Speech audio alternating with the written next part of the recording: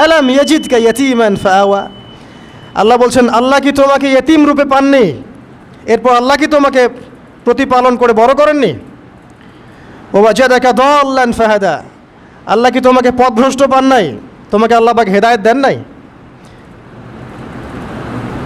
তো আল্লাহ যে এগুলো করেছেন সে আল্লাহ তোমাকে পরকালে ইনশাআল্লাহ ভালো রাখবেন। ফাআম্মাল ইয়াতীমা ফালা তাকহার, তো তুমি এতিমদের প্রতি কঠোর হয়েও না।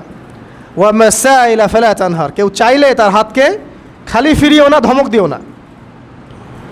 ওয়াম্মা বিনিআমাতি রাব্বিকা ফাহাদ্দিস, তোমার রবের এই সমস্ত নিয়ামতগুলো তুমি মানুষের কাছে বর্ণনা করতে থাকো। এর পরের সূরার দিকে খেয়াল দেখবেন, সূরা আলাম নাশরাহ লাকা সাদরাক, মনে হয় দুটো একটা আরেকটার সাথে পেয়ার। আলাম নাশরাহ লাকা সাদরাক, আমি কি তোমার হৃদয়কে প্রশস্ত করে দেই নাই? ওয়াদা'না আনকা ওয়িজরাক, তোমার বোঝাগুলো হালকা করিনি? কাকে বলছেন এগুলো আল্লাহ পাক? রাসূলুল্লাহ সাল্লাল্লাহু আলাইহি ওয়াসাল্লামকে। তো যে মানুষটা জান্নাতে যাবে নিশ্চিত, এবং যিনি জান্নাতের দরজা না খুললে জান্নাতের দরজা কারো জন্য খোলা হবে না, যে মানুষটা হচ্ছে ভদ্র, স্মার্ট, বিচক্ষণ, কোনো মানুষ পৃথিবীতে নাই। সকল ধর্মের মানুষ মানে এটা। কিছু আছে শয়তান, মানুষ টুবি শয়তান, এরা মানে না, বাট দেখবেন ম্যাক্সিমাম মানুষই মানে, হোক সে ইহুদি বা খ্রিস্টান বা হিন্দুইজম বা মুসলিমরা তো মানেই, সবাই মানে।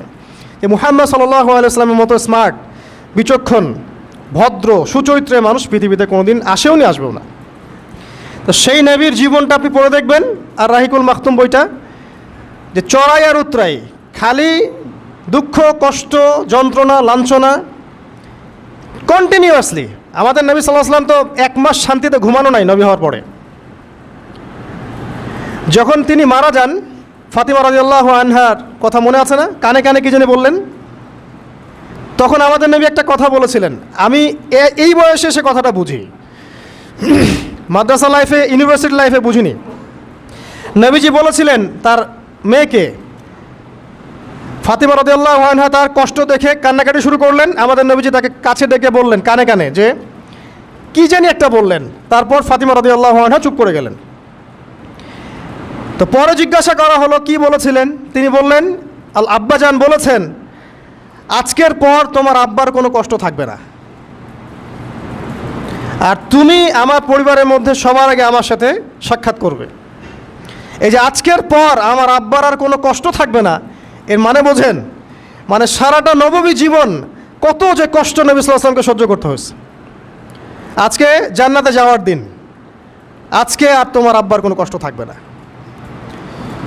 এই মানুষটার যদি এই অবস্থা হয় তাহলে আমরা কি?